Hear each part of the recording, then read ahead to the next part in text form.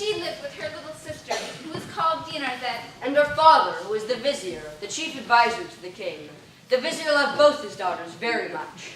Dinarzade was kind, loyal, and true, as any girl of her age. But Shahrazad was courageous, shrewd, and bright, well beyond her years, and there was nothing she liked better than to read. Shahrazad read books of literature, philosophy, and medicine. She liked to read poetry, history, and the sayings of wise men and kings.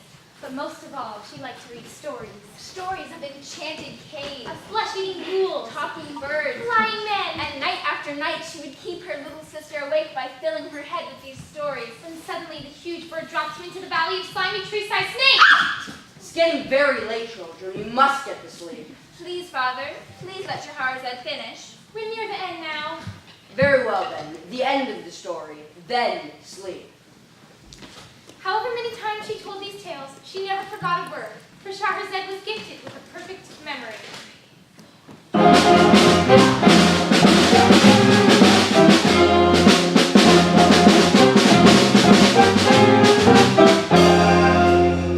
Now the king of this country was called Shahryar. And he lived with a beautiful wife who he loved more than he loved his own eyes. Shahryar was a great leader, courageous, big-hearted, and strong. By his enemies he was feared, but by his people he was loved. And the halls of the palace would sing with his laughter.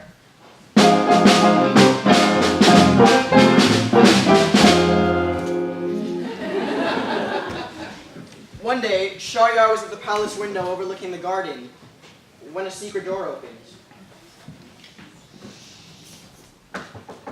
Masood, Masood.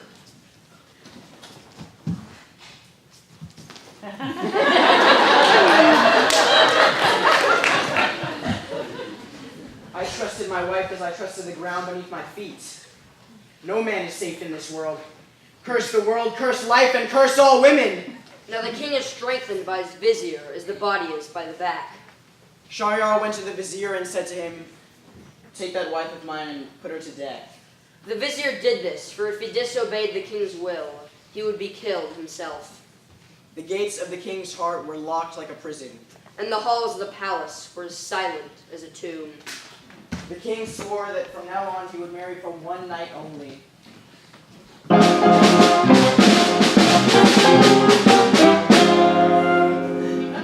And the next morning, Ordered the vizier to have the headsman cut off his wife's head.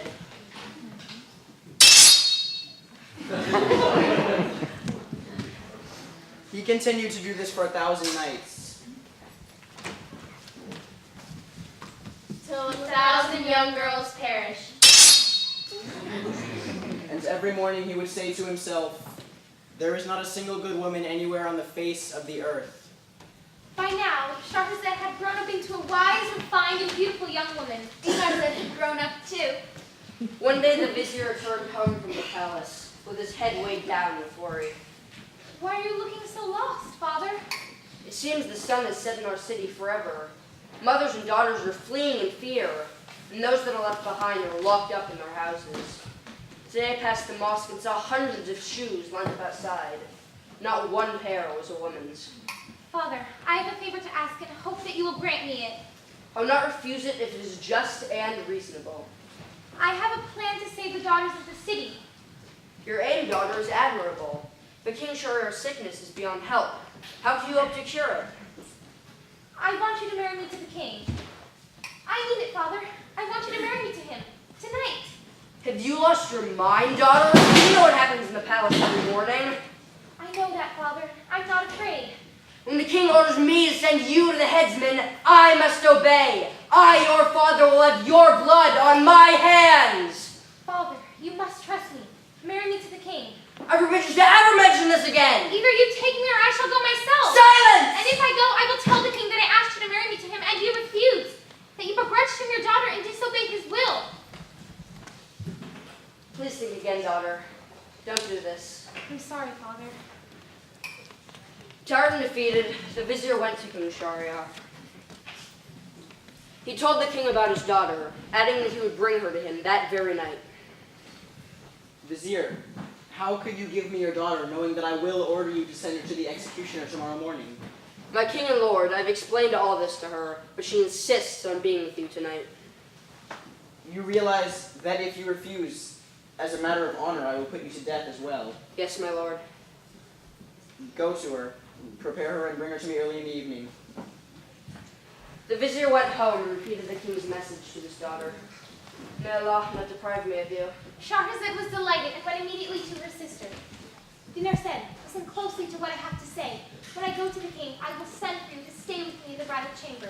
When you come, remember to wake me an hour before dawn and ask me to tell you the story.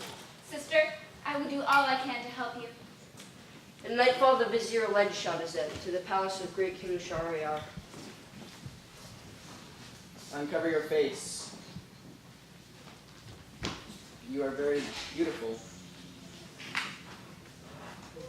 Why are you crying? I have a sister.